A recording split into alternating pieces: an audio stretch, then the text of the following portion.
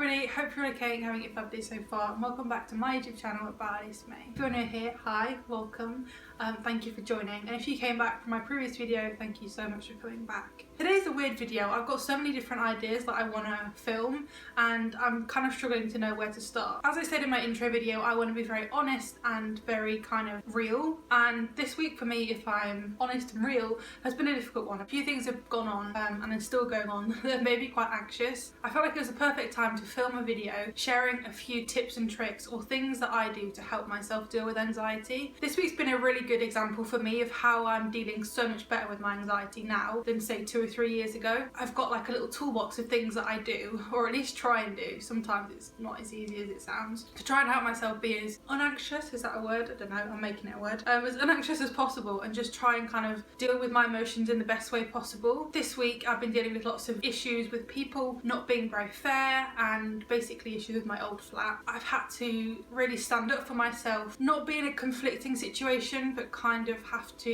I've had to put myself out of my comfort zone massively and stick to my guns, and I am really not good at that. I'm getting better. I find conflicting situations and conflict really uneasy, like I'm sure a lot of us do, but I do still think, even though it made me really uncomfortable this week and I was really anxious, I do still think I dealt with the situation much better than I probably would have a few years ago.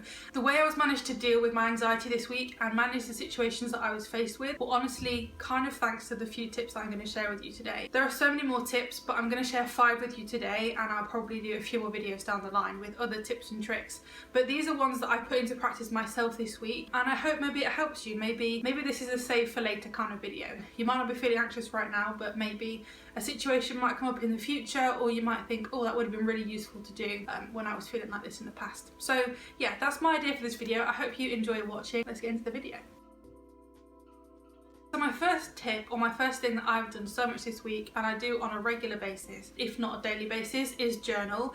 I think getting your thoughts out on paper is really, really helpful. I appreciate that some people won't function in the same way as I do, but I genuinely think if your mind's feeling cluttered, your brain's racing, and you've got so many thoughts running around in your head, I do think writing them down, or at least getting them out of your brain in some way. That might be a mind map, that might just be writing on a blank piece of paper, that might be typing on your computer. However you process things, it doesn't really matter the format. I know for me, I have a notebook and I literally just write the date, the time, and I just scribble away. It's not neat, it's not pretty, I don't ever read things back, but it's so helpful for me to get those thoughts out of my brain onto paper.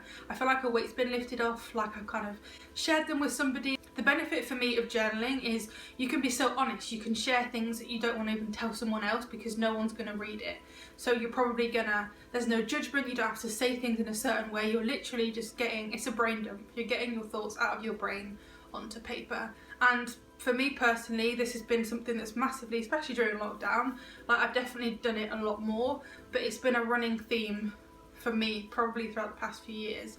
I also have an unhealthy addiction to notepads, so that kind of helps that situation.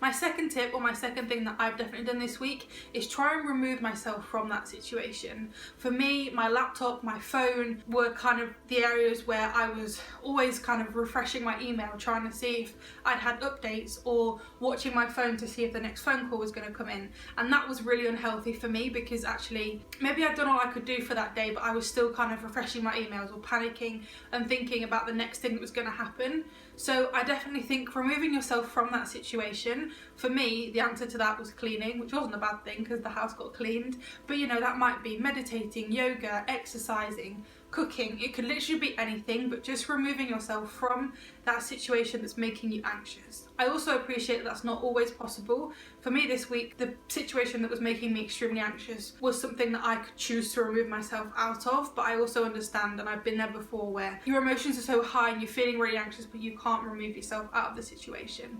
In that case, I definitely think focusing on breathing, focusing on trying to divert your thoughts from what's making you anxious It's harder, and I think I need to do a whole separate video on that because I've got so many other things to suggest for that. Just trying to distract yourself momentarily, it's not going to take away the issue, and I'm not suggesting that, and I've never experienced that. I'm suggesting this one here because I think it's important to give it a go, but I would say for me this week I tried all of these things and my mind was still racing, I was still really anxious, so it's not going to be the answer to the issue. It's just about trying to do a few different things to try and help yourself, even if it's just limit your anxiety or lower how anxious you are. That's going to be beneficial.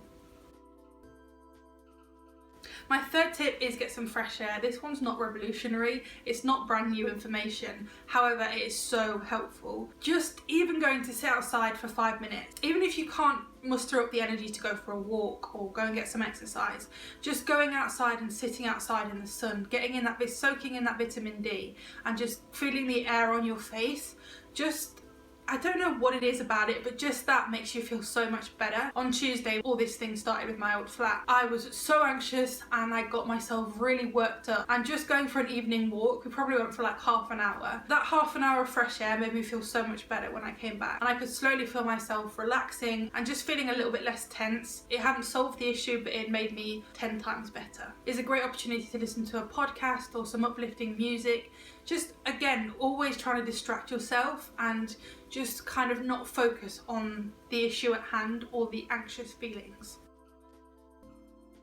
My fourth tip is, again, not very revolutionary, but it's chatting to somebody, and I think sometimes we maybe underestimate how much this one can help. This could be anybody, whoever you feel comfortable and confident with, someone who maybe knows how you feel, knows you're anxious, knows your emotions. I think that can definitely help. This might be a family, a friend, or a therapist. Yeah, maybe it doesn't even have to be a conversation, but it might be exchanging a few texts or an email. This week I've been on the phone a lot to family and numerous chats with my brother and friends, and it's just kind of all the while chatting things through. People are going to give you their opinion, they're going to see it from an outsider's perspective. Even if you're not seeking help or guidance from that person, you don't want their opinion on the situation, just sharing it. Mum always said to me, a problem shared is a problem halved, and I genuinely agree with that. It's cliche, but it is really true. It's kind of like you've shared it, it feels like a slight little bit of weight's been lifted off. You know, they've reassured you that your feelings are valid, whatever the situation might be. I think opening up, sharing your feelings is so important. Again, that's very difficult in the beginning, and I completely get that, but trust me, once you open up to even one person, it just becomes so much easier afterwards.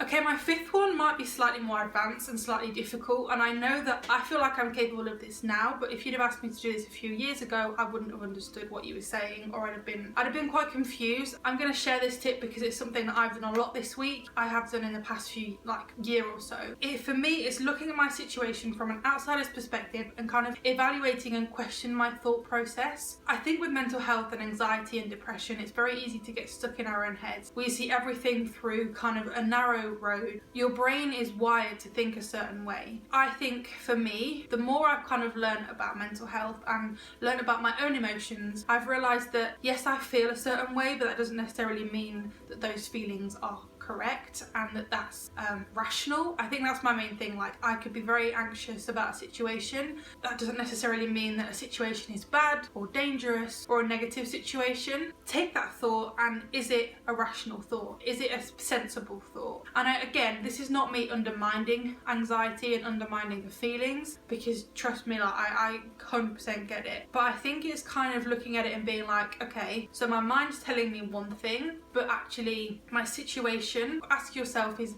this situation dangerous to me? And once you kind of run yourself through these 4 or 5 questions, whatever it was, you notice that your brain was concentrating on something else than the actual anxious thought, and B, you'd realise that maybe the situation wasn't quite as bad as you'd made yourself feel like it was. Like I said in the beginning of this 5th tip, I feel like it's advanced, and I feel like it's not something that I would have been able to have done a few years ago. I know myself so much better now. I kind of wish someone would probably have told me it sooner, maybe. Yeah, I don't know, that's kind of my 5th tip. I feel like that one's, take it or leave it. Personally, for me, that's definitely helped this week, and if you notice yourself getting very anxious in a situation, like I said earlier, remove yourself from that situation and question why you're feeling anxious. And maybe, just maybe, that kind of focusing on something slightly different might just help you get through it. So there we go guys, that kind of brings this video to an end. They're my first 5 tips. I have so many more, so there'll be more videos like this coming, and I hope you guys enjoyed this video and found it maybe somewhat helpful, or like I said earlier, maybe this is like a save for later kind of video. Yeah, maybe it might help you in the future. So I hope you guys enjoyed this video, and make sure to comment, like and subscribe, and I will see you guys next week for a brand new video. Salut!